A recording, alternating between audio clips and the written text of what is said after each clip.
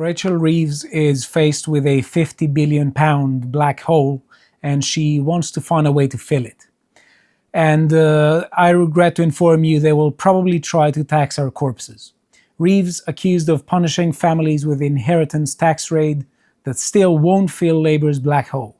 There's an article in The Independent by Millie Cook, its political correspondent, a political correspondent, who writes, former government economist Jonathan Portes told The Independent changes to inheritance tax would not raise enough to plug the UK's multi-billion pound fiscal shortfall.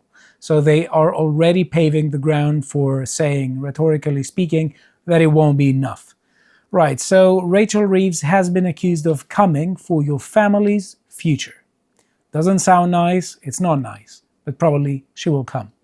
With a possible inheritance tax raid, but a former Treasury advisor has warned that changes still won't be enough to fill the £50 billion black hole. Officials are thought to be looking at scrapping the 7-year rule, which means that no tax is due on any gifts you give if you live for 7 years after giving them, to help address the UK's multi-billion pound shortfall left by Labour U-turns, higher borrowing and sluggish economic growth. It comes just days after the National Institute of Economic and Social Research piled pressure on the Chancellor to come up with solutions ahead of her budget in autumn. And it says here, inheritance tax is paid when a person's estate is worth more than £325,000 when they die, and is seen by many as a form of wealth tax in all but name. And that's precisely what it is. Right, so you have people on LBC like Ben Kentish who are definitely defending this position, and they're saying things like, well, the recipient of one's inheritance or one's will doesn't deserve it, so where's my share? Let us see what he says.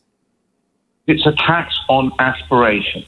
And I can't believe... How is it a tax on aspiration? Of course it's not a tax on aspiration. Because it's basically the government saying that we want to make this system fairer, because if you happen to make a few bob in your lifetime, we're going to take it away from you and give it to people. No, that's not right. That's not what that is exactly what it is. It's not. It's completely wrong, John. Inheritance tax is paid by the people who inherit the money. So they are not the ones that have worked hard for it. They are not the ones that have earned it. Do we agree that the children haven't done anything to actually earn it? But the tax has been paid on that money. John, to answer my question. Many times income tax. Are we on the same page? John, are we on the same page? Right, so I must say that I completely disagree with Ben Kentish, and I think that he was trying to be very sneaky, rhetorically speaking. The person who phoned there is absolutely right. So one thing, one question. When he says the person who inherits it hasn't worked for it, the question is, well, why have you, Ben Kentish, and why has the government worked for it and suddenly comes and says, where's my share? Also, it's not about the recipient, it's about the person who has died. They have earned the right to bequeath their fortune to whoever they want, whether you like it or not. But also notice how right now the left is suddenly a merit czar. They are against meritocracy on everything, but now they say, well, no, you don't deserve it. No, you don't deserve it. If you look at their philosophy, they're denying desert. They're denying the notion that we deserve good things for our actions, because they constantly want to portray everyone as a victim of structures and as someone who basically doesn't deserve what's good. And they are constantly using this rhetorical device in order to say that their political friends are constantly absolved from any kind of culpability, of moral culpability for wrongdoing, because their positioning within the structure of society led them to act this way, so they weren't morally responsible for it. But suddenly, when it comes for their share, they're saying, well, you don't deserve it, so where's my share? No, you don't deserve it either. In fact, 10 times more. Right, so the point is, it's not about who receives it. You may not like that person. It's about who gives it and whether they have the right to give it.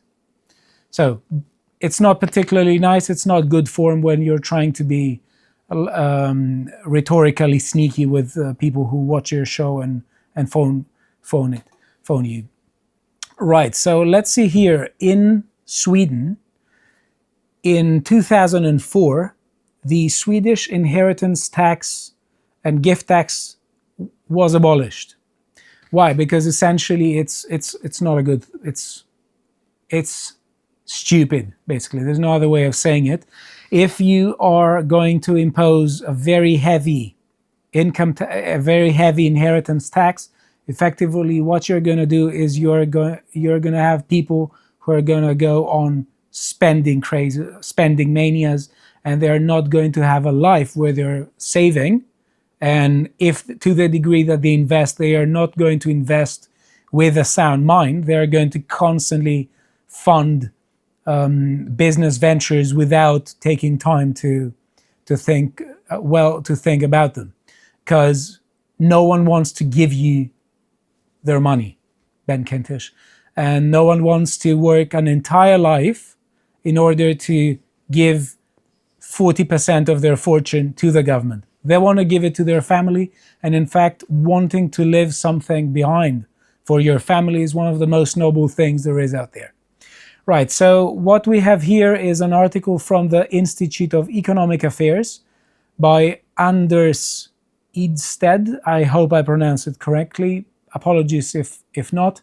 And they're saying how high-tax Sweden abolished its disastrous inheritance tax.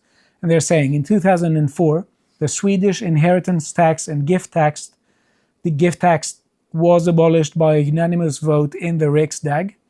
In a new book, 10 Years Without the Swedish Inheritance Tax, Mourned by No One, Missed by Few, by Amanda Wallstad and myself, we tell the story of the inheritance tax, its abolition, and what consequences it had on Swedish business owners and tax revenues. The Swedish inheritance tax has existed in various permutations since the 17th century. The tax was assessed against property acquired through inheritance, bequest, and in some cases, life insurance. The tax was calculated on the value of the heir's share of the estate, was progressive, and varied depending upon the tax class to which the heir belonged. And they're saying inheritance and gift taxes were never a substantial source of income for the Swedish state. Revenue from inheritance and gift taxes reached its zenith in the 1930s at about 0.3% of the GDP. Right, so this looks much more like a message to people that we are going to tax your wealth in order to fund our crazy egalitarian labor dream, constantly ignoring that it doesn't work.